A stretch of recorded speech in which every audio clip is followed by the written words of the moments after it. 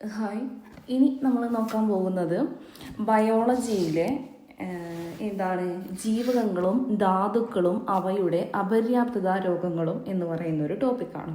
അതിൻ്റെ പാർട്ട് 1 ആണ് ചെയ്യുന്നത്. അപ്പോൾ കഴിഞ്ഞ ക്ലാസ് എല്ലാവരും കേട്ടിട്ടുണ്ടാവുമെന്ന് വിചാരിക്കുന്നു. ഇത് ഇന്നത്തെ ഡേ 9 രണ്ടാമത്തെ ടോപ്പിക്കാണ് കേട്ടോ. നോക്കാം നമുക്ക്. ജീവികൾ ആഹാരം സ്വീകരിക്കുകയും പ്രയോജനപ്പെടുത്തുകയും ചെയ്യുന്ന പ്രക്രിയയാണ് നമ്മൾ എന്ത് പറയുന്നത്? പോഷണം എന്ന് പറയുന്നത്. NEW കൂടെ ഉൾപ്പെടുത്തിയിട്ടുള്ള ക്ലാസ്സാണ്, ശ്രദ്ധിക്കുക. ജീവികൾ ആഹാരം സ്വീകരിക്കുകയും പ്രയോജനപ്പെടുത്തുകയും ചെയ്യുന്ന പ്രക്രിയ എന്തെന്ന് പറയാം? നമുക്ക് പോഷണം എന്ന് പറയാം. എന്താണ്? ആഹാരം സ്വീകരിക്കുന്നു, പ്രയോജനപ്പെടുത്തുന്നു, അതിനെ പോഷണം എന്ന് പറയാം.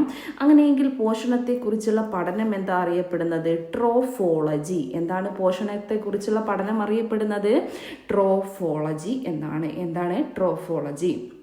എല്ലാ ജീവജാലങ്ങളിലെയും കോശങ്ങളുടെയും ടിഷ്യൂകളുടെയും വിവിധ അവയവങ്ങളുടെയും പ്രവർത്തനത്തിന് ആവശ്യമായ രാസപദാർത്ഥങ്ങളെ നമുക്ക് പോഷകങ്ങൾ എന്ന് പറയാം അല്ലേ?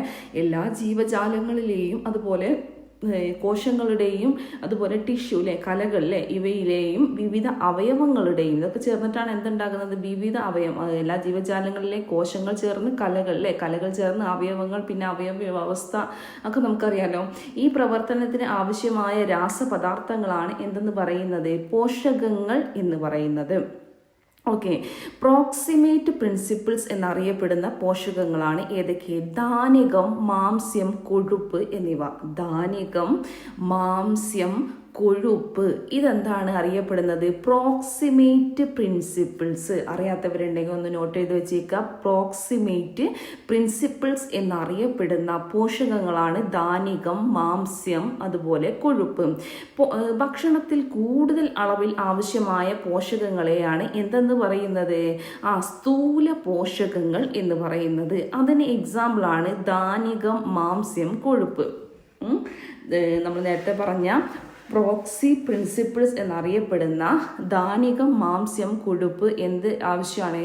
ഭക്ഷണത്തിൽ കൂടുതൽ അളവിൽ ആവശ്യമായ പോഷകങ്ങൾക്ക് എക്സാമ്പിളാണ്. എന്നാൽ കുറഞ്ഞ അളവിൽ ശരീരത്തിന് ആവശ്യമായ പോഷകങ്ങളെ സൂക്ഷ്മ പോഷകങ്ങൾ എന്ന് പറയും. അതിന് എക്സാമ്പിളാണ് ഈ പറയുന്ന ജീവകങ്ങളും ധാതുക്കളും. അത് പറയാൻ വേണ്ടിയിട്ടാണ് ഇത്രയും കാര്യം പറഞ്ഞിട്ടുള്ളത്. അപ്പോൾ എന്താണ് ഈ ജീവകങ്ങൾ, ധാതുക്കൾ എന്ന് നമുക്ക് മനസ്സിലാവണ്ടേ? അപ്പോൾ നമ്മുടെ ഭക്ഷണത്തിൽ വളരെ കുറഞ്ഞ അളവിൽ ശരീരത്തിന് ആവശ്യമായ പോഷകങ്ങളാണ്. പോഷകങ്ങൾ എന്ന് പറയുമ്പോൾ എല്ലാ ജീവജാലങ്ങളിലെയും കോശങ്ങളുടെയും ടിഷ്യൂകളുടെയും വിവിധ അവയവങ്ങളുടെയും പ്രവർത്തനത്തിന് ആവശ്യമായ രാസപദാർത്ഥങ്ങളാണെന്നറിയാം. ഇതിൽ എന്താണ്? കുറഞ്ഞ അളവിൽ ശരീരത്തിന് ആവശ്യമായ പോഷകങ്ങളെയാണ് സൂക്ഷ്മ പോഷകങ്ങൾ എന്ന് പറയുന്നത്. അതിൽപ്പെട്ടതാണ് ജീവകങ്ങളും ധാതുക്കളും. ഓക്കെ ആണല്ലോ. ഇനി ഈ പോഷക ഘടകങ്ങളും അവയുടെ ധർമ്മവും ജസ്റ്റ് ഒന്ന് നോക്കാം. ധാന്യകം എന്ന് പറയുന്നത് എന്തിനാണ്? ഊർജോൽപാദനം വളരെയധികം വേണം. മാംസ്യം ശരീരകലകളുടെ നിർമ്മാണത്തിന്, അപ്പം അതും അത്യാവശ്യമാണ്. കൊഴുപ്പ്, അതും എന്താണ്? ഊർജോൽപാദനത്തിന് അത്യാവശ്യമാണ്. ഇനി ധാതുക്കൾ എന്ന് പറയുന്നത് ജീവൽ പ്രവർത്തനങ്ങളുടെ നിയന്ത്രണത്തിന് എന്താവശ്യമാണ്? ധാതുക്കൾ ആവശ്യമാണ്.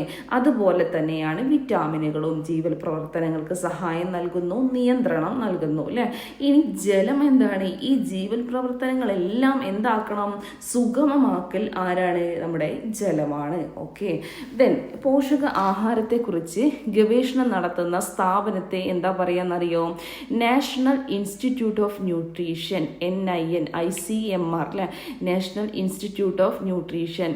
എന്താണ്? പോഷകാഹാരങ്ങളെ കുറിച്ച് ഗവേഷണം നടത്തുന്ന സ്ഥാപനമാണ് ICMR, national institute of nutrition എന്ന് പറയുന്നത്. പോഷകാഹാരത്തെക്കുറിച്ച് ഗവേഷണം നടത്തുന്ന സ്ഥാപനം ICMR, national institute of nutrition, NIN. National institute of nutrition എവിടെയാണ്? ആസ്ഥാനം എവിടെയാണ്? ഹൈദരാബാദാണ്. എവിടെയാണ്? ഹൈദരാബാദ്. ഹൈദരാബാദ്. പഠിച്ചു വെച്ചേക്കുക, national institute of nutrition Hyderabad. ശരിയായ ആരോഗ്യത്തിന് സുഗമമായ ശരീര പ്രവർത്തനങ്ങൾക്കും ഒഴിച്ചുകൂടാനാവാത്ത ആഹാര ഘടകങ്ങളാണ് വിറ്റാമിനുകളും ധാതുക്കളും. ശരിയായ ആരോഗ്യത്തിന് സുഗമമായ ശരീര പ്രവർത്തനങ്ങൾക്കും ഒഴിച്ചുകൂടാനാവാത്ത ആഹാര ഘടകങ്ങളാണ് വിറ്റാമിനുകളും ധാതുക്കളും. 2018 സെപ്റ്റംബർ മുതൽ കേന്ദ്ര സർക്കാർ നാഷണൽ ന്യൂട്രീഷൻ മന്തായി ആചരിക്കുന്നു. 2018 സെപ്റ്റംബർ മുതൽ കേന്ദ്ര സർക്കാർ നാഷണൽ ന്യൂട്രീഷൻ മന്തായിട്ട് ആചരിക്കുന്നു. ഓക്കെ ആണല്ലോ. ഇനി രാഷ്ട്രീയ പോഷൺ പോഷന്മാർ 2023 തീം എന്ന് പറയുന്നത് എന്താണ്? സുപോഷിത് ഭാരത്, സാക്ഷാർ ഭാരത്, സഹത് ഭാരത്. അതായത് nutrition rich India, educated India, empowered India. Okay, അതാണ് 2023 തീം എന്ന് പറയുന്നത്. 82 മുതൽ സെപ്റ്റംബർ 1 വരെ 82 മുതൽ സെപ്റ്റംബർ 1 മുതൽ സെപ്റ്റംബർ 7 വരെയാണ് ദേശീയ പോഷക വാരം ആചരിക്കുന്നത്. ഓക്കെ, 2018 സെപ്റ്റംബർ മുതൽ കേന്ദ്ര സർക്കാർ നാഷണൽ ന്യൂട്രീഷൻ മന്തായി ആചരിക്കുന്നു. ഓക്കെ, ഇനി 1982 മുതൽ സെപ്റ്റംബർ 1 മുതൽ സെപ്റ്റംബർ 7 വരെയാണ് ദേശീയ പോഷക വാരം ആചരിക്കുന്നത്. 2025 the national nutrition week theme എന്ന് പറയുന്നത് eat right for a better life. 2025 theme എന്തായിരുന്നു? Eat right, RIGHT. ഓക്കെ, അപ്പൊ eat right for a better life എന്നുള്ളതാണ്. മനസ്സിലായോ? ഓക്കെ, ഇനി നോക്കാനുള്ളത് നമുക്ക് ആദ്യം ധാന്യകം നോക്കാം. ഓക്കെ, ധാന്യകം നോക്കാം നമുക്ക്. ശരീരത്തിൻ്റെ ഉപാപചയ പ്രവർത്തനങ്ങൾക്ക് ആവശ്യമായ ഊർജം നൽകുന്നു. ശരീരത്തിൻ്റെ ഉപാപചയ പ്രവർത്തനങ്ങൾക്ക് ആവശ്യമായ ഊർജം നൽകുന്നത് എന്താണ്? ധാന്യകങ്ങളാണ്. ധാന്യകത്തിലെ പ്രധാന മൂലകങ്ങൾ കാർബൺ, ഹൈഡ്രജൻ, ഓക്സിജൻ. ധാന്യകത്തിലെ പ്രധാന മൂലകങ്ങളാണ് കാർബണും ഹൈഡ്രജനും ഓക്സിജനും. ധാന്യകത്തിലെ ഹൈഡ്രജന്റെയും ഓക്സിജന്റെയും അനുപാതം, ധാന്യകം എടുത്താൽ അതിലെ ഹൈഡ്രജൻ, ഓക്സിജൻ എന്തൊക്കെയുണ്ട് മൂലകങ്ങൾ? കാർബൺ, ഹൈഡ്രജൻ, ഓക്സിജൻ ഉണ്ട്.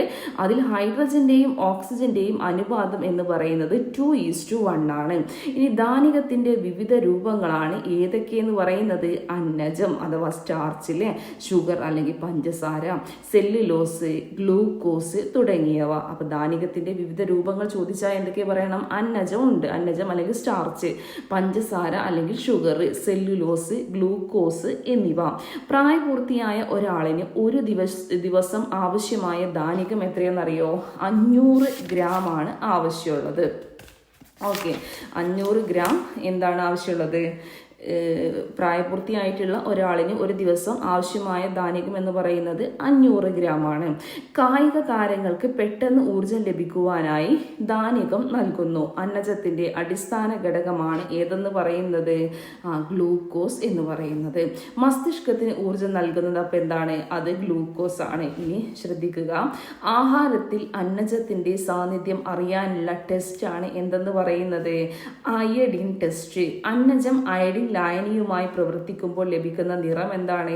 കടും നീല നിറമാണ്. മൂത്രത്തിലെ ഗ്ലൂക്കോസിന്റെ സാന്നിധ്യം അറിയാനുള്ള ടെസ്റ്റ് ഏതെന്ന് ചോദിച്ചാൽ ബെനഡിക്ട് ടെസ്റ്റ് ആണ്. മൂത്രത്തിൽ ഗ്ലൂക്കോസിന്റെ സാന്നിധ്യം ഉണ്ടോ എന്ന് അറിയാനുള്ള ടെസ്റ്റാണ് ബെനഡിക്ട് ടെസ്റ്റ് എന്ന് പറയുന്നത്. ഈ ബെനഡിക്ട് ടെസ്റ്റിൽ ഗ്ലൂക്കോസിന്റെ സാന്നിധ്യം ഉണ്ടെങ്കിൽ നമുക്ക് എന്ത് നിറം ലഭിക്കും എന്ന് ചോദിച്ചാൽ ബ്രിക്ക് റെഡ് കളറാണ്. ഏതാണ്? ബ്രിക്ക് റെഡ് കളറാണ് ലഭിക്കുന്നത്. അപ്പോൾ അയഡിൻ ടെസ്റ്റ് കടുന്നീല, Benedict test brick red. Okay, ദഹിക്കാത്ത ധാന്യകമാണ് എന്തെന്ന് പറയുന്നത്? സെല്ലുലോസ് എന്ന് പറയുന്നത് ദഹിക്കാത്ത ധാന്യകം. ആനിമൽ സ്റ്റാർച്ച് എന്നറിയപ്പെടുന്നത് ഗ്ലൈക്കോജൻ ആണ്. ആനിമൽ സ്റ്റാർച്ച് എന്നറിയപ്പെടുന്നത് എന്താണ്? ഗ്ലൈക്കോജൻ. ആനിമൽ സ്റ്റാർച്ച് എന്നറിയപ്പെടുന്നത് ഗ്ലൈക്കോജൻ ആണ്. സാധാരണയായി ജന്തുക്കളിൽ ധാന്യകം സംഭരിക്കപ്പെടുന്നത് ഈ ഗ്ലൈക്കോജന്റെ രൂപത്തിലാണ്. സസ്യങ്ങളിൽ ധാന്യകം സംഭരിക്കപ്പെടുന്നത് അന്നജത്തിന്റെ രൂപത്തിലാണ്. ധാന്യങ്ങൾ, കിഴങ്ങ് വർഗ്ഗങ്ങൾ എന്നിവയിൽ ധാന്യകം അടങ്ങിയിരിക്കുന്ന രൂപം. ധാന്യങ്ങൾ, കിഴങ്ങ് വർഗ്ഗങ്ങൾ ഇതിലെങ്ങനെയാണ്? അന്നജത്തിന്റെ രൂപത്തിലാണ്. അപ്പോൾ മനസ്സിലായോ? ജന്തുക്കളിൽ ധാന്യകം എങ്ങനെ സംഭരിക്കുന്നത്? ഗ്ലൈക്കോജന്റെ രൂപത്തിലാണ്. എന്നാൽ സസ്യങ്ങളിൽ എങ്ങനെയാണ്? അന്നജത്തിന്റെ രൂപത്തിലാണ്. ഓക്കെ, ദഹിക്കാത്ത ധാന്യകമാണ് സെല്ലുലോസ് എന്ന് പറയുന്നത്. അന്നജത്തിന്റെ അടിസ്ഥാന ഘടകം ചോദിച്ചാൽ എന്ത് പറയണം? ഗ്ലൂക്കോസ് ആണെന്ന് പറയണം. ഓക്കെ, മനസ്സിലായി.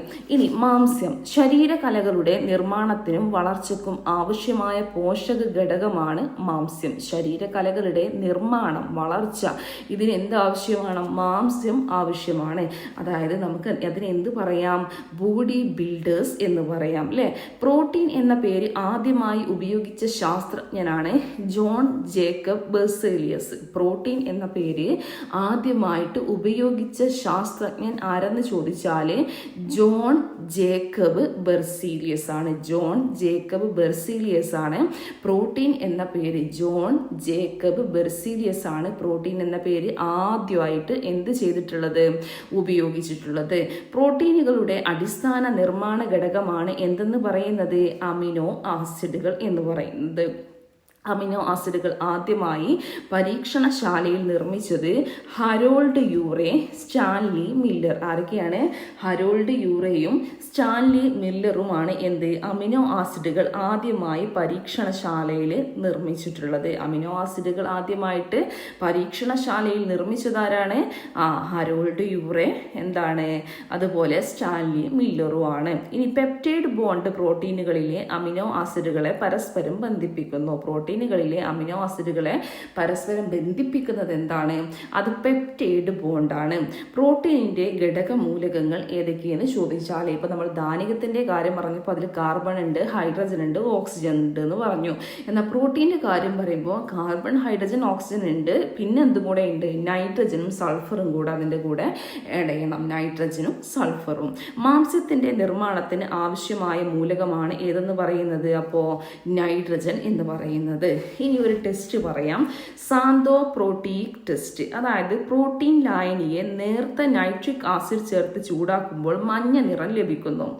പ്രോട്ടീൻ ലായനിയെ നമ്മൾ എന്ത് ചെയ്യാണ്? നേർത്ത നൈട്രിക് ആസിഡ് ചേർത്ത് ചൂടാക്കുകയാണെങ്കിൽ, അപ്പം നേരത്തെ നൈട്രിക് ആസിഡുമായിട്ട് ഒരു ലായനിയെ ചൂടാക്കുമ്പോൾ മഞ്ഞ നിറം ലഭിക്കുന്നെങ്കിൽ അത് എന്താണ്?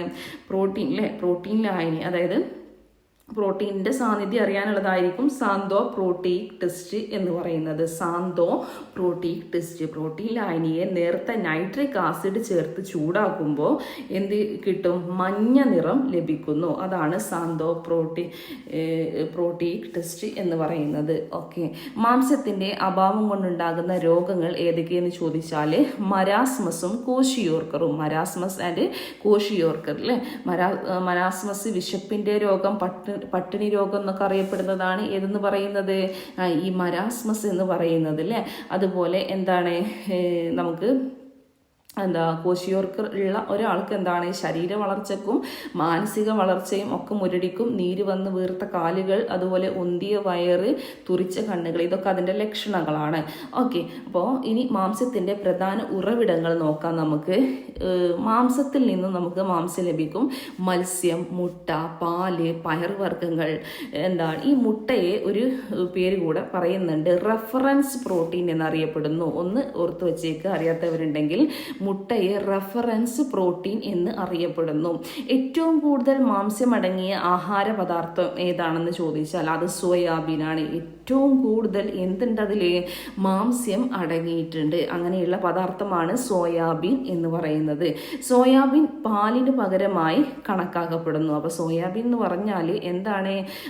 ഏറ്റവും കൂടുതൽ മാംസ്യം അടങ്ങിയ പദാർത്ഥമാണ് സോയാബീൻ എന്ന് പറയുന്നത്. സോയാബീൻ പാലിന് പകരമായിട്ട് കണക്കാക്കുന്നു. ഏറ്റവും കൂടുതൽ മാംസ്യം അടങ്ങിയിട്ടുള്ള സുഗന്ധ വ്യഞ്ജനമാണ് ഉലുവ എന്ന് പറയുന്നത്. ഏറ്റവും കൂടുതൽ മാംസ്യം അടങ്ങിയിട്ടുള്ള സുഗന്ധ വ്യഞ്ജനമാണ് ഉലുവ. ഓക്കെ, ഇനി മാംസ്യ സംരംഭകർ എന്നറിയപ്പെടുന്ന സസ്യവിഭാഗമാണ് പയറുവർഗ്ഗങ്ങൾ. ഓരോ ടേംസും പഠിച്ചു വെച്ചേക്കുക. മാംസ്യ സംരംഭകർ പയറുവർഗ്ഗങ്ങളാണ്. ഏറ്റവും കൂടുതൽ മാംസ്യം അടങ്ങിയിട്ടുള്ള സുഗന്ധ വ്യഞ്ജനമാണ് ഉലുവ എന്ന് പറയുന്നത്. ഇനി ഭൂമിയിൽ ധാരാളമായി കാണപ്പെടുന്ന മാംസ്യമാണ് റുബിസ്കോ അല്ലെങ്കിൽ എൻസൈം. എന്താണ്? ഭൂമിയിൽ ധാരാളമായി കാണപ്പെടുന്ന മാംസ്യം ആണ് റുബിസ്കോ. എന്താണ്? ഭൂമിയിൽ ധാരാളമായി കാണപ്പെടുന്ന മാംസ്യം റുബിസ്കോ. പഠിച്ചു വെച്ചേ. ഇനി നൈട്രിക് ആസിഡ് മാംസ്യത്തിന്റെ സാന്നിധ്യം തിരിച്ചറിയാൻ സഹായിക്കുന്നു. നമ്മൾ നേരത്തെ പറഞ്ഞു സാന്തോപ്രോട്ടീൻ ടെസ്റ്റിലെ പ്രോട്ടീൻ ലായനിയെ ചേർത്ത് നൈട്രിക് ആസിഡ് ചേർത്ത് ചൂടാക്കുമ്പോൾ ലഭിക്കുന്ന നിറം മഞ്ഞ നിറമാണ്. ഓക്കെ, ഇനി ഭക്ഷ്യവസ്തു 100 ഗ്രാം അരി എടുത്താൽ അതിൽ പ്രോട്ടീൻ 6.8 ഗ്രാം പ്രോട്ടീനാണ്. ഗോതമ്പിന്റെ കാര്യം എടുത്താൽ 11.8 ആണ്. കശുവണ്ടിയിൽ 21.2 ഗ്രാം പ്രോട്ടീനാണ്. മത്തിയിലെ ഇതെടുത്താൽ 19.6 ഗ്രാം പ്രോട്ടീൻ ആയിരിക്കും. എല്ലാം 100 ഗ്രാമാണ് എടുക്കുന്നത് കേട്ടോ.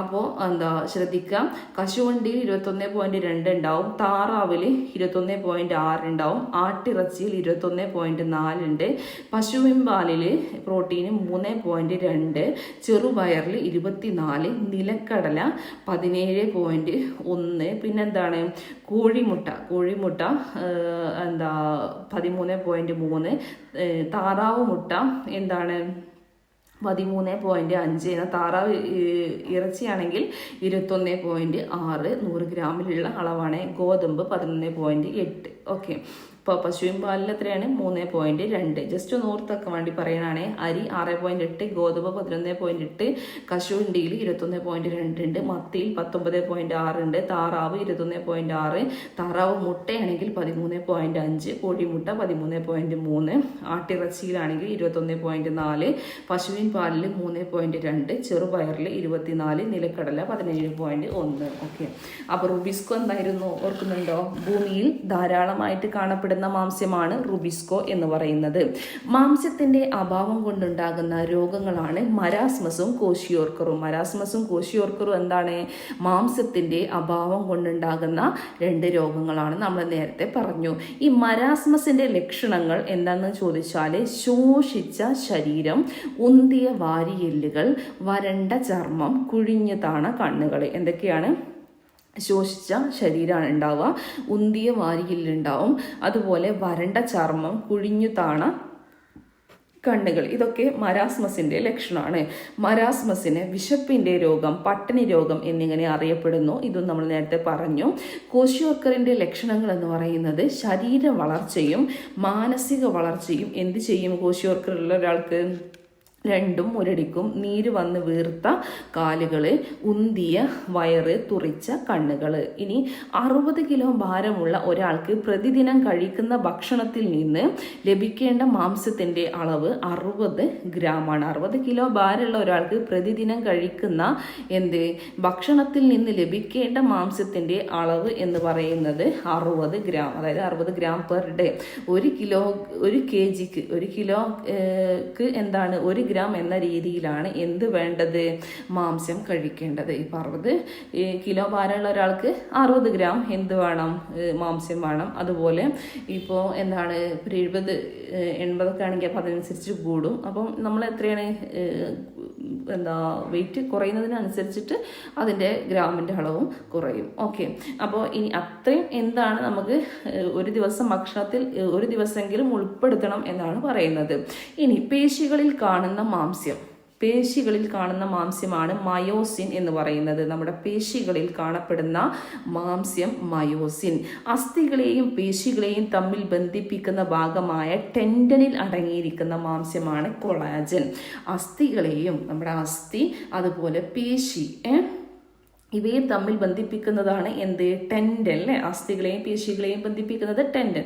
ഇതിൽ അടങ്ങിയിരിക്കുന്ന മാംസ്യമാണ് കൊളാജൻ എന്ന് പറയുന്നത്. പേശികളിൽ കാണുന്ന മാംസ്യം മയോസിൻ. ഇനി കൊമ്പ്, നഖം, മുടി എന്നിവയിൽ അടങ്ങിയിരിക്കുന്ന മാംസ്യമാണ് കെരാറ്റിൻ. കൊമ്പ്, നഖം, മുടി ഇവയിൽ അടങ്ങിയിരിക്കുന്ന മാംസ്യം കെരാറ്റിൻ അല്ലെങ്കിൽ ആൽഫ കെരാറ്റിൻ. കോഴിമുട്ടയുടെ വെള്ളയിൽ അടങ്ങിയിരിക്കുന്ന മാംസ്യം ഓവാൽബുമിൻ എന്നറിയപ്പെടുന്നു. വളരെ ഇമ്പോർട്ടൻ്റ് ആണ്. കോഴിമുട്ടയുടെ വെള്ളയിൽ അടങ്ങിയിരിക്കുന്ന മാംസ്യം ഓവാൽബുമിൻ. ഓക്കെ, പാലിൽ അടങ്ങിയിരിക്കുന്ന മാംസ്യം കേസിനാണ്. പാലിൽ അടങ്ങിയിരിക്കുന്ന മാംസ്യം കേസിൻ, PYQ ആണ്. പാലിന് വെണ്മ നൽകുന്നത് ഈ കേസിനാണ്. പാലിൽ അടങ്ങിയിരിക്കുന്ന പ്രോട്ടീന് മാംസ്യം കേസിൻ ഇതെന്താണ്? പാലിന് വെണ്മ നൽകുന്നു. കോഴിമുട്ടയുടെ വെള്ളയിൽ അടങ്ങിയിരിക്കുന്ന മാംസ്യം ഏതാണ്? ഓവാൽബുമിൻ. പിന്നെന്താണ്? കൊമ്പ്, നഖം, മുടി എന്നിവയിൽ അടങ്ങിയിരിക്കുന്ന മാംസ്യം കെരാറ്റിൻ ആണ്. കൊളാജൻ എന്താണ്? അസ്ഥികളെയും പേശികളെയും തമ്മിൽ ബന്ധിപ്പിക്കുന്ന ഭാഗമായ ടെൻഡനിൽ അടങ്ങിയിരിക്കുന്ന മാംസ്യമാണ് കൊളാജൻ എന്ന് പറയുന്നത്. കൊഴുപ്പ് എന്ന് പറയുമ്പോൾ ഊർജം കൂടുതൽ അടങ്ങിയ പോഷക ഘടകമാണ് കൊഴുപ്പ് എന്ന് പറയുന്നത്. ഊർജം കൂടുതൽ അടങ്ങിയ പോഷക ഘടകമാണ് കൊഴുപ്പ്. Vitamin A, D, E, K എന്നിവയുടെ ആഗിരണത്തിന് എന്ത് സഹായിക്കും? കൊഴുപ്പ് സഹായിക്കുന്നു. Vitamin A, D, E, K എന്നിവയുടെ ആഗിരണത്തിന് കൊഴുപ്പ് സഹായിക്കുന്നു. ഊർജം കൂടുതൽ അടങ്ങിയ പോഷക ഘടകമാണ്. ജീവകം ഡി ആയി മാറുന്ന കൊഴുപ്പാണ് എർഗോസ്റ്റിറോൾ. ജീവകം ഡി ആയി മാറുന്ന കൊഴുപ്പാണ് എന്തെന്ന് പറയുന്നത്? എർഗോസ്റ്റിറോൾ. എർഗോസ്റ്റിറോൾ എന്താണ്? ജീവകം ഡി ആയി മാറുന്ന കൊഴുപ്പാണ് എർഗോസ്റ്റിറോൾ എന്ന് പറയുന്നത്. ഊർജോൽപാദനമാണ് കൊഴുപ്പിന്റെ പ്രധാന ധർമ്മം എന്ന് പറയുന്നത്. ഫാറ്റി ആസിഡും ഗ്ലിസറോളുമാണ് കൊഴുപ്പിലെ ലഘു ഘടകങ്ങൾ. ഏതൊക്കെയാണ്? ഫാറ്റി ആസിഡും അതുപോലെ ഗ്ലിസറോളുമാണ് കൊഴുപ്പിലെ ലഘു ഘടകങ്ങൾ എന്ന് പറയുന്നത്. പാൻക്രിയാറ്റിക് ലിപ്പേസ് കൊഴുപ്പിനെ ഫാറ്റി ആസിഡും ഗ്ലിസറോളുമാക്കി മാറ്റുന്നു. എന്ത്? പാൻക്രിയാറ്റിക് ലിപ്പേസ് ആണ് എന്ത് ചെയ്യുന്നത്? കൊഴുപ്പിനെ എന്തൊക്കെയാക്കി മാറ്റുന്നത്? ഫാറ്റി ആസിഡും ഗ്ലിസറോളുമാക്കി മാറ്റുന്നത്. കൊഴുപ്പിൽ അടങ്ങിയിരിക്കുന്ന മൂലകങ്ങൾ കാർബൺ, ഹൈഡ്രജൻ, ഓക്സിജൻ. എന്തൊക്കെയാണ് കൊഴുപ്പിൽ അടങ്ങിയിരിക്കുന്നത്? കാർബൺ ഉണ്ട്, ഹൈഡ്രജൻ ഉണ്ട്, ഓക്സിജൻ ഉണ്ട്. നമ്മൾ മാംസ്യത്തിന്റെ കാര്യം പറഞ്ഞപ്പോൾ എന്തും കൂടെ പറഞ്ഞിരുന്നു? ആഡ് ചെയ്യുക കാർബൺ, ഹൈഡ്രജൻ, ഓക്സിജൻ പ്ലസ് നൈട്രജനും സൾഫറും. നമ്മുടെ ധാനികത്തിലും കൊഴുപ്പിലൊക്കെ അടങ്ങിയിട്ടുള്ള മൂലകങ്ങൾ കാർബൺ, ഹൈഡ്രജൻ, ഓക്സിജൻ ആണ്. ഇനി കൊളസ്ട്രോളിൻ്റെ സാധാരണ അളവ് എന്ന് പറയുന്നത് 200 mg/100 ml താഴെയാണ്. കൊളസ്ട്രോളിൻ്റെ സാധാരണ അളവ് എന്ന് പറയുന്നത് 200 mg/100 ml താഴെ ആണ്. കൊളസ്ട്രോൾ രക്തത്തിലൂടെ സംവഹനം ചെയ്യപ്പെടുന്നതിന് സഹായിക്കുന്ന വാഹക പ്രോട്ടീനാണ് ലിപ്പോ പ്രോട്ടീൻ എന്നറിയപ്പെടുന്നത്. കൊളസ്ട്രോൾ രക്തത്തിലൂടെ സംവഹനം ചെയ്യപ്പെടുന്നതിന് സഹായിക്കുന്ന വാഹക പ്രോട്ടീനാണ് ഏതെന്ന് പറയുന്നത്? Lipoprotein. എന്തായിരുന്നു? Pancreatic lipase. ഇതാണ് കൊഴുപ്പിനെ ഫാറ്റി ആസിഡും ഗ്ലിസറോളും ആക്കി മാറ്റുന്നത്. കൊഴുപ്പിലെ പ്രധാന ഘടകങ്ങളാണ് ഈ പറയുന്ന ഫാറ്റി ആസിഡും ഗ്ലിസറോളും. ഇനി 2 തരത്തിലുള്ള ലിപ്പോ പ്രോട്ടീൻ ഉണ്ട്. കൊളസ്ട്രോൾ രക്തത്തിലൂടെ സംവഹനം ചെയ്യപ്പെടാൻ സഹായിക്കുന്ന വാഹക പ്രോട്ടീനാണ് ലിപ്പോ പ്രോട്ടീൻ എന്ന് പറഞ്ഞു. ഇത് 2 തരത്തിലുണ്ട്, LDL-ഉം HDL-ഉം. ശരീരത്തിന് ഉപകാരപ്രദമായ കൊളസ്ട്രോൾ ആണ് ഏതെന്ന് പറയുന്നത്? HDL എന്ന് പറയുന്നത്, അല്ലെങ്കിൽ ഹൈ ഡെൻസിറ്റി ലിപ്പോ പ്രോട്ടീൻ. ശരീരത്തിന് ഉപകാരപ്രദമായ cholesterol HDL, high density lipoprotein. ഇനി ശരീരത്തിന് ദോഷകരമായ കൊളസ്ട്രോൾ ആണ് LDL, low density lipoprotein എന്ന് പറയുന്നത്. അപ്പോൾ ശരീരത്തിന് ഉപകാരപ്രദമായിട്ടുള്ളത് HDL-ഉം ശരീരത്തിന് ദോഷകരമായിട്ടുള്ള കൊളസ്ട്രോൾ LDL-ഉം ആണ് എന്നുള്ളത് മനസ്സിലാക്കുക. ശരീരകലകളിൽ ഉപയോഗിക്കപ്പെടാത്ത കൊളസ്ട്രോൾ കരളിലേക്ക് തിരികെ കൊണ്ടുപോയി കൊളസ്ട്രോളിനെ വിഘടിപ്പിച്ച് പുറന്തള്ളുന്നത് HDL ആയതിനാൽ ഇത് നല്ല കൊളസ്ട്രോൾ എന്നറിയപ്പെടുന്നു. എന്താണ്? ശരീരകലകളിൽ ഉപയോഗിക്കപ്പെടാത്ത കൊളസ്ട്രോള് കരളിലേക്ക് തിരികെ കൊണ്ടുപോയി കൊളസ്ട്രോളിനെ എന്ത് ചെയ്യും? വിഘടിപ്പിച്ച് പുറന്തള്ളുന്നത് HDL ആയതുകൊണ്ട് ഇത് നല്ല കൊളസ്ട്രോൾ എന്നാണ് അറിയപ്പെടുന്നത്. ശരീരകലകളിൽ ഉപയോഗിക്കപ്പെടാത്ത കൊളസ്ട്രോള് എവിടേക്ക് തിരികെ കൊണ്ടുപോകും?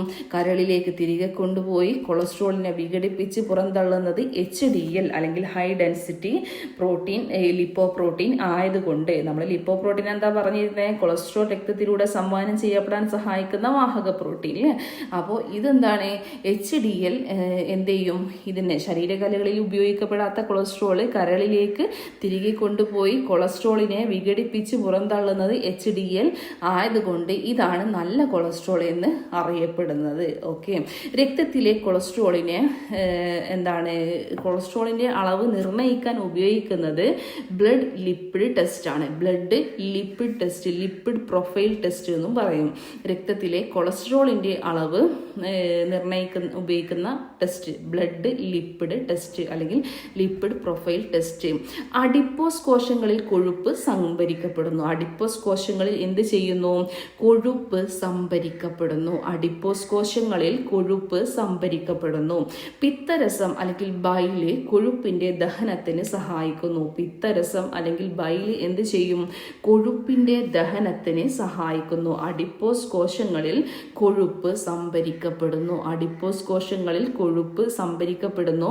പിത്തരസം അല്ലെങ്കിൽ ബൈല് കൊഴുപ്പിൻ്റെ ദഹനത്തിന് എന്ത് ചെയ്യും? സഹായിക്കും. പിത്തരസം കൊഴുപ്പിൻ്റെ ദഹനത്തിന് സഹായിക്കും. ലിംഫ് കൊഴുപ്പിനെ ആഗിരണം ചെയ്യുന്നു. ലിംഫ് എന്താ ചെയ്യുക? കൊഴുപ്പിനെ ആഗിരണം ചെയ്യും. പിത്തരസം ദഹനത്തിന് സഹായിക്കും. അഡിപ്പോസ് കോശങ്ങളിൽ കൊഴുപ്പ് സംഭരിക്കപ്പെടുന്നു. ത്വക്ക്, അസ്ഥിമജ്ജ, വൃക്ക എന്നീ ഭാഗങ്ങളിൽ ശരീരത്തിൽ അധികമുള്ള കൊഴുപ്പ്, അതായത് സംഭൃത കൊഴുപ്പ് എന്ന് പറയും. അധികമുള്ള കൊഴുപ്പ് അതിൽ ത്വക്ക്, അസ്ഥിമജ്ജ, വൃക്ക എന്നീ ഭാഗങ്ങളിൽ ശരീരത്തിൽ അധികമുള്ള കൊഴുപ്പ് സംഭരിക്കപ്പെടും. എവിടെയൊക്കെയാണ്? വൃക്ക, അസ്ഥിമജ്ജ, അതുപോലെ ത്വക്ക്. ശരീരത്തിന് ഊർജം ലഭ്യമാകാതെ വരുന്ന സമയങ്ങളിൽ സംഭൃത കൊഴുപ്പ് ഓക്സീകരിക്കപ്പെട്ട് ഊർജം ഉൽപ്പാദിപ്പിക്കപ്പെടുന്നു. ശരീരത്തിന് ഊർജം ലഭ്യമാകാതെ വരുന്ന സമയങ്ങളിൽ സംഭൃത കൊഴുപ്പ് ഓക്സീകരിക്കപ്പെട്ട് എന്ത് ചെയ്യും? സംഭൃത കൊഴുപ്പ് എന്ന് പറഞ്ഞാൽ അധികമുള്ള കൊഴുപ്പ്. ഇത് അപ്പം നമുക്ക് പെട്ടെന്ന് ഊർജം ലഭ്യമാകാതെ വരുമ്പോൾ ആ സമയത്ത് സംഭൃത കൊഴുപ്പ് ഓക്സീകരിക്കപ്പെട്ട് ഊർജം ഉൽപ്പാദിപ്പിക്കപ്പെടുന്നു. ഏറ്റവും കൂടുതൽ ഊർജം അല്ലെങ്കിൽ കൊഴുപ്പ് അടങ്ങിയിട്ടുള്ള സുഗന്ധ വ്യഞ്ജനമാണ് ഏതെന്ന് പറയുന്നത്? ജാതിക്ക. നോട്ട് ചെയ്യുക. ഏറ്റവും കൂടുതൽ ഊർജം അല്ലെങ്കിൽ കൊഴുപ്പ് അടങ്ങിയിട്ടുള്ള സുഗന്ധ വ്യഞ്ജനമാണ് ജാതിക്ക എന്ന് പറയുന്നത്. ജാതിക്കയിൽ നിന്നും വേർതിരിച്ചെടുക്കുന്ന സുഗന്ധ വസ്തുവാണ് ഒളിയോറസിൻ എന്ന് പറയുന്നത്. എന്താണ് ജാതിക്കയിൽ നിന്നും വേർതിരിച്ചെടുക്കുന്ന സുഗന്ധ വസ്തു എന്ന് പറയുന്നത്? ഒളിയോറസിൻ. എന്താണ്? ഒളിയോറസിൻ പഠിച്ചു വെച്ചേക്കാം. ഒളിയോറസിൻ എന്തായിരുന്നു? എർഗോസ്റ്റിറോൾ ഓർമ്മയുണ്ടോ? എർഗോസ്റ്റിറോൾ ജീവകം ഡി ആയി മാറുന്ന കൊഴുപ്പാണ് എന്തെന്ന് പറയുന്നത്? എർഗോസ്റ്റിറോൾ എന്ന് പറയുന്നത്. ഓക്കെ. ഇനി ശരിയായ അപ്പം ഒളിയോറസിൻ എന്താണ്? ജാതിക്കയിൽ നിന്നും വേർതിരിച്ചെടുക്കുന്ന സുഗന്ധവസ്തു. ഏറ്റവും കൂടുതൽ ഊർജ്ജം അല്ലെങ്കിൽ കൊഴുപ്പ് അടങ്ങിയിരിക്കുന്ന സുഗന്ധവ്യഞ്ജനമാണ് ജാതിക്ക. ശരിയായ ആരോഗ്യത്തിന് സുഗമമായ ശരീര പ്രവർത്തനങ്ങൾക്കും ഒഴിച്ചുകൂടാനാവാത്ത ആഹാര ഘടകങ്ങളാണ് ഇനി പറയുന്ന വിറ്റാമിനുകളും ധാതുക്കളും. ശരിയായ ആരോഗ്യത്തിന് സുഗമമായ ശരീര പ്രവർത്തനങ്ങൾക്കും ഒഴിച്ചുകൂടാനാവാത്ത ആഹാര ഘടകങ്ങളാണ് എന്തെന്ന് പറയുന്നത്? വിറ്റാമിനുകളും ധാതുക്കളും എന്ന് പറയുന്നത്. ഓക്കെ. 1 ഗ്രാം ധാന്യത്തിൽ നിന്നും ലഭിക്കുന്ന ഊർജം എത്രയെന്ന് ചോദിക്കാം. അതൊന്ന് പഠിച്ചു വെച്ചേക്കുക. 1 ഗ്രാം ധാന്യത്തിൽ നിന്നും ലഭിക്കുന്ന ഊർജം എന്ന് പറയുന്നത് 4 കലോറിയാണ്. ഇനി 1 ഗ്രാം മാംസത്തിൽ നിന്നും ലഭിക്കുന്ന ഊർജം പറഞ്ഞാലും എത്രയാണ്? 4 കലോറിയാണ്. 1 ഗ്രാം കൊഴുപ്പ് എടുത്താൽ അതിൽ നിന്നും ലഭിക്കുന്നത് 9 കലോറിയാണ്. അപ്പോൾ ധാന്യവും മാംസ്യവും കൊഴുപ്പ് നമ്മൾ ഓരോ ഗ്രാം എടുക്കുകയാണ്. അതിൽ ധാന്യത്തിൽ 4 കലോറി ഊർജ്ജം ഉണ്ടാവും, മാംസ്യം എടുത്താൽ 4 കലോറി ഉണ്ടാവും, എന്നാൽ കൊഴുപ്പാണെങ്കിൽ അതവിടെ 9 കലോറി ഉണ്ടാവും. ഇനിയാണ് നമ്മൾ ജീവകങ്ങൾ കൃത്യമായിട്ട് സ്റ്റാർട്ട് ചെയ്യാൻ പോകുന്നത്. അപ്പോൾ ഇത്രയും കാര്യങ്ങൾ പഠിച്ചാൽ മാത്രമേ നമുക്ക് ജീവകങ്ങൾ എന്നുള്ളത് എന്താണ്, എങ്ങനെയാണ് എന്നുള്ളത് ഇപ്പോൾ നമുക്കൊരു ഐഡിയ കിട്ടിയിട്ടുണ്ടാവുള്ളൂ അല്ലേ. അപ്പോൾ എന്താണ് ജീവകം? ജീവകം എന്ന പദം നാമകരണം ചെയ്തത് ആരാണ്? കാസിമർ ഫങ്ക് ആണ് കേട്ടോ. ജീവകം എന്ന പദം എന്താണ് നാമകരണം ചെയ്തത്? കാസിമർ ഫങ്ക് ആണ്. വിറ്റാമിൻ തെറാപ്പിയുടെ പിതാവാണ് കാസിമർ ഫങ്ക്. വിറ്റാമിൻ തെറാപ്പിയുടെ പിതാവാരാണ്? അത് കാസിമർ ഫങ്ക് ആണ്. ജീവകം എന്ന പദം എന്താണ് നാമകരണം ചെയ്തത്? കാസിമർ ഫങ്ക് ആണ്. കോ എൻസൈം എന്നറിയപ്പെടുന്ന ആഹാര ഘടകമാണ് ജീവകം എന്ന് പറയുന്നത്. കോ എൻസൈം എന്നറിയപ്പെടുന്ന ആഹാര ഘടകം.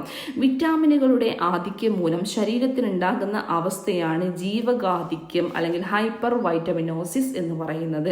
വിറ്റാമിനുകളുടെ ആധിക്യം മൂലം എന്തുണ്ടാകുക? ശരീരത്തിനുണ്ടാകുന്ന അവസ്ഥയാണ് ജീവകാധിക്യം അല്ലെങ്കിൽ ഹൈപ്പർ വൈറ്റമിനോസിസ് എന്ന് പറയുന്നത്. ജീവകങ്ങൾ അവയുടെ ലയനത്തെ അടിസ്ഥാനമാക്കി പ്രധാനമായും 2 ആയിട്ട് തിരിച്ചിട്ടുണ്ട്. എന്തൊക്കെയാണ്? കൊഴുപ്പിൽ ലയിക്കുന്നവ, ജലത്തിൽ ലയിക്കുന്നവ. കൊഴുപ്പിൽ ലയിക്കുന്ന ജീവകങ്ങളാണ് അടക്കിലെ EDEK അല്ലെങ്കിൽ കൊഴുപ്പ് കേട, അങ്ങനെ ആലോചിച്ചാലും മതി, KEDA. ഓക്കെ. ജലത്തിൽ ലയിക്കുന്ന ജീവങ്ങൾ BC. ജലത്തിൽ ലയിക്കുന്ന ജീവകങ്ങളാണ് ബിയും സിയും. ആകെ എത്ര ജീവകങ്ങളുണ്ട്? 13 ജീവകങ്ങളുണ്ട്. അതിൽ 8 എണ്ണം ജീവകം B കോംപ്ലക്സിൽ ഉൾപ്പെടുന്നതാണ്. ആകെ 13 ജീവകങ്ങളാണുള്ളത്. അതിൽ 8 എണ്ണം B കോംപ്ലക്സിൽ പെടുന്നതാണ്. അപ്പോൾ നമുക്ക് ഫസ്റ്റ് ജീവകം നോക്കാം. ജീവകം A അല്ലേ.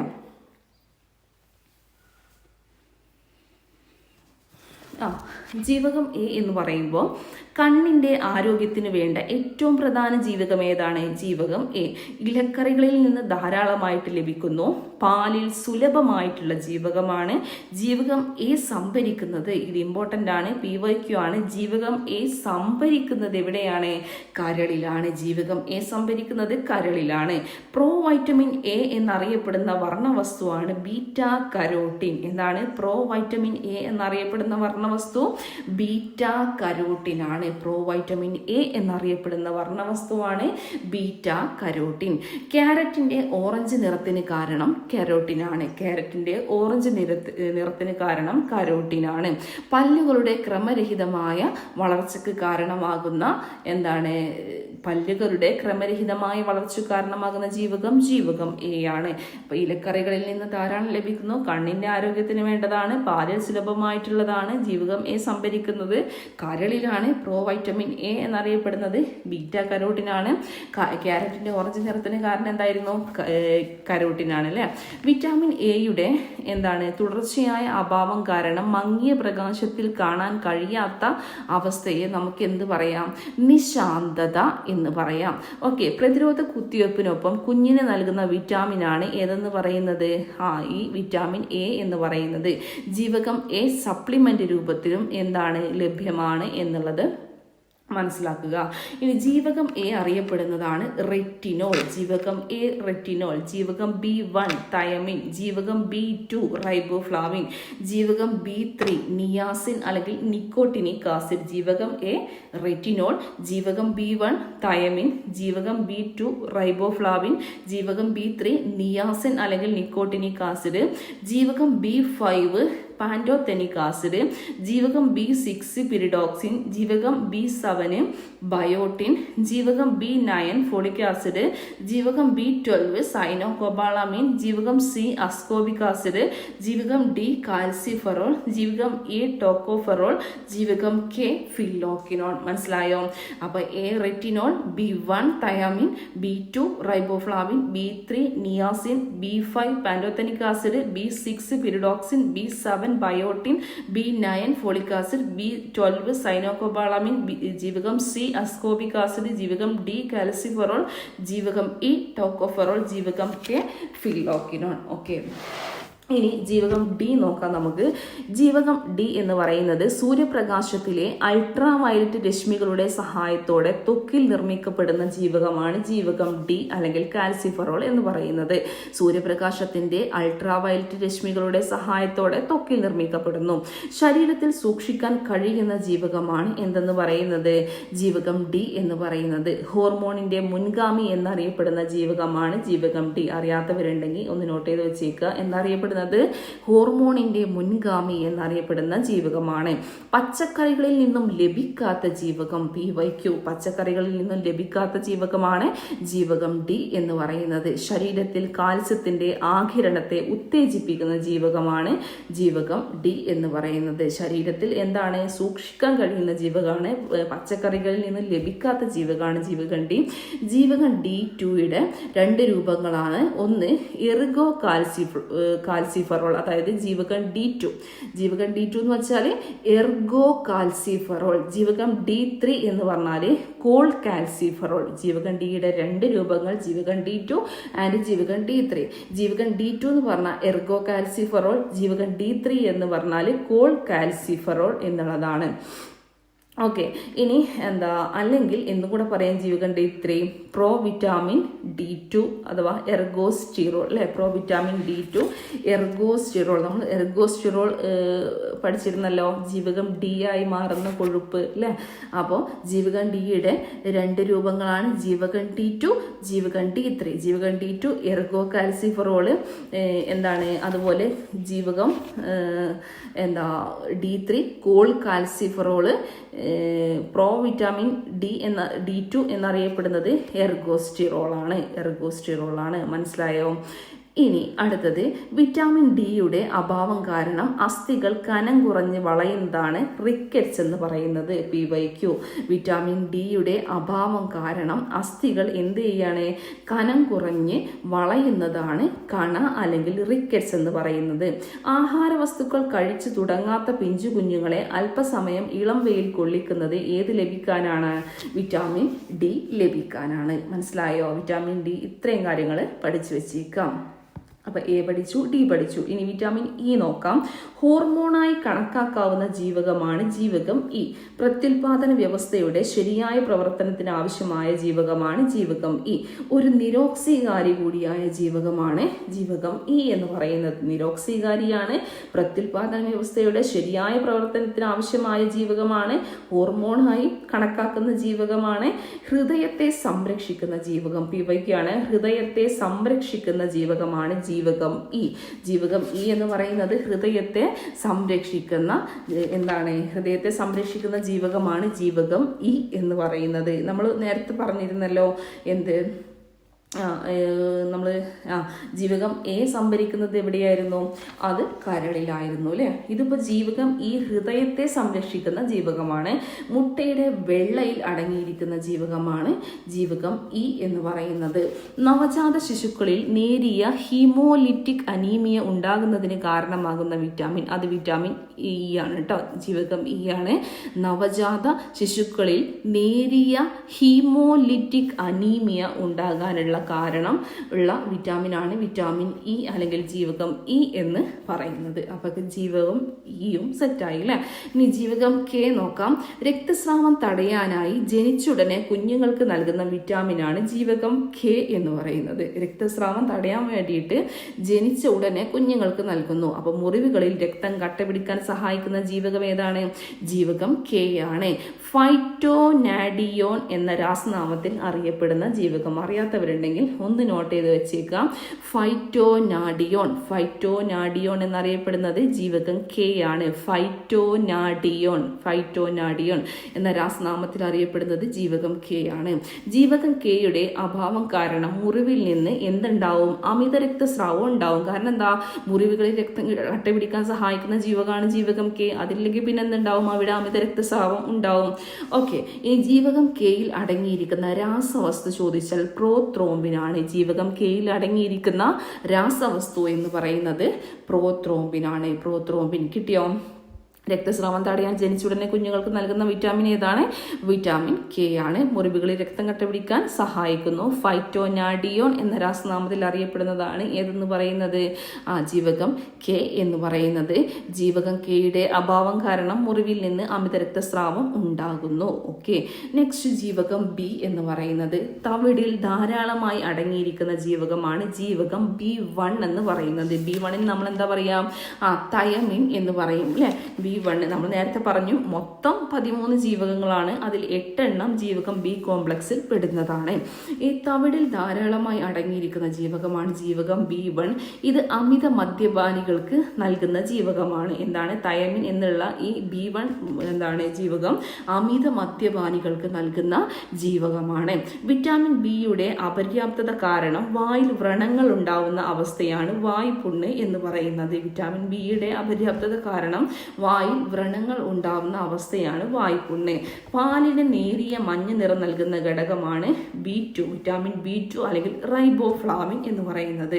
നേരിട്ടുള്ള സൂര്യപ്രകാശം ഏൽക്കുമ്പോൾ നശിക്കുന്ന പാലിലെ ജീവകമാണ് വിറ്റാമിൻ B2 എന്ന് പറയുന്നത്. ബാക്ടീരിയകളുടെ പ്രവർത്തന ഫലമായി ചെറുകുടലിൽ നിർമ്മിക്കപ്പെടുന്ന ജീവകങ്ങളാണ് B7ഉം B5ഉം ജീവകം കെ കൂടെയുണ്ട് കേട്ടോ. ജീവകം കെ നമ്മൾ പറഞ്ഞല്ലോ, ജീവകം കേക്ക് നമ്മൾ എന്താ പറയുക, ഫില്ലോക്കിനോൺ എന്നാണ് പറയുക അല്ലേ. ബാക്ടീരിയകളുടെ പ്രവർത്തന ഫലമായി ചെറുകുടലിൽ നിർമ്മിക്കപ്പെടുന്ന ജീവകങ്ങൾ ഏതൊക്കെയെന്ന് ചോദിച്ചാൽ B7ഉം B5ഉം. B7 പിന്നെ ഉള്ളത് ജീവകം കെ. B7 B5 ജീവകം കെ. ഇനി വിറ്റാമിൻ ജി എന്നറിയപ്പെടുന്ന ജീവകം, ഇത് PYക്കാണ്. വിറ്റാമിൻ ജി എന്നറിയപ്പെടുന്നത് റൈബോഫ്ലാവിൻ അല്ലെങ്കിൽ വിറ്റാമിൻ B2 ആണ്. വിറ്റാമിൻ ജി എന്നറിയപ്പെടുന്നത് B2G, അങ്ങനെ ആലോചിച്ച് വെച്ചേട്ടോ. B2G. വിറ്റാമിൻ PP അല്ലെങ്കിൽ പെല്ലഗ്ര പ്രിവെൻഷൻ എന്നറിയപ്പെടുന്നത് B3 ആണ്. വിറ്റാമിൻ PP അല്ലെങ്കിൽ പെല്ലഗ്ര എന്താണ് പ്രിവെൻഷൻ എന്നറിയപ്പെടുന്നത് ജീവകം B3 ആണ്. ഇനി ജീവകം H, ഇതും PYK ആണ്. എന്താണ് ജീവകം H എന്നറിയപ്പെടുന്നത് ജീവകം B7 ആണ്. B7 നമ്മൾ എന്താ പറഞ്ഞത് പേര്? ബയോട്ടിൻ അല്ലേ? ബയോട്ടിനാണ് എന്ത് ജീവകം H എന്നറിയപ്പെടുന്നത്. B7H അങ്ങനെ തന്നെ പഠിച്ചു വെച്ചേക്കുക. B7H നേരത്തെ പറഞ്ഞത് B2G, ഇത് B7H. ഓക്കെ, ജീവകം H എന്നറിയപ്പെടുന്നു. വിറ്റാമിൻ PP എന്നറിയപ്പെടുന്നത് B3PP.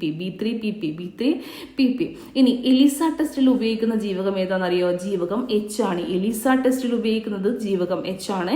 രക്തകോശങ്ങളുടെ രൂപീകരണത്തിന് ആവശ്യമായ ജീവകമാണ് B9 എന്ന് പറയുന്നത്. രക്തകോശങ്ങളുടെ രൂപീകരണത്തിന് എലിസ ടെസ്റ്റിൽ ഉപയോഗിക്കുന്നു.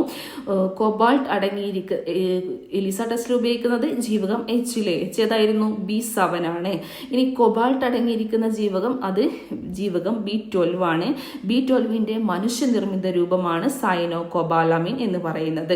ശരീരത്തിൽ കൊബാൾട്ടിന്റെ പ്രധാന ധർമ്മം ഇരുമ്പിനെ ആഗിരണം ചെയ്യുക എന്നുള്ളതാണ്. ജീവകം B3യുടെ അപര്യാപ്തത മൂലമുണ്ടാകുന്ന പെല്ലഗ്ര രോഗം ബാധിക്കുന്നത് ത്വക്ക്, അന്നപഥം, നാഡീവ്യവസ്ഥ അല്ലെ. B3 എന്ന് പറയുമ്പോൾ നിയാസിൻ അല്ലെ, അല്ലെങ്കിൽ എന്ത് പറയും? Nicotinic acid. ജീവകം B3യുടെ അപര്യാപ്തത മൂലം ഉണ്ടാകുന്ന പെല്ലഗ്ര രോഗം ബാധിക്കുന്നത് ത്വക്കിനെ അതുപോലെ അന്നപഥത്തെയും പിന്നെന്താണ് നാഡീവ്യവസ്ഥയെയുമാണ്. ഓക്കെ, അപ്പോൾ ഇത്രയും കാര്യങ്ങൾ നിങ്ങൾ എന്ത് ചെയ്യുക? ഈ ജീവകവും എന്താണ് ധാതുക്കളും അവയുടെ അപര്യാപ്തത രോഗങ്ങളും എന്നുള്ള ഒരു ടോപ്പിക്കിൽ ഇത്രയും കാര്യങ്ങൾ പഠിച്ചു വെച്ചേക്കേണ്ടതായിട്ടുണ്ട്. ഇനി ഇതൊരു ഫസ്റ്റ് പാർട്ടാണ്. അടുത്ത പാർട്ട് നമുക്ക് അടുത്ത ക്ലാസ്സിൽ എടുക്കാം കേട്ടോ. ഓക്കെ, അപ്പോൾ ശരി, താങ്ക് യു.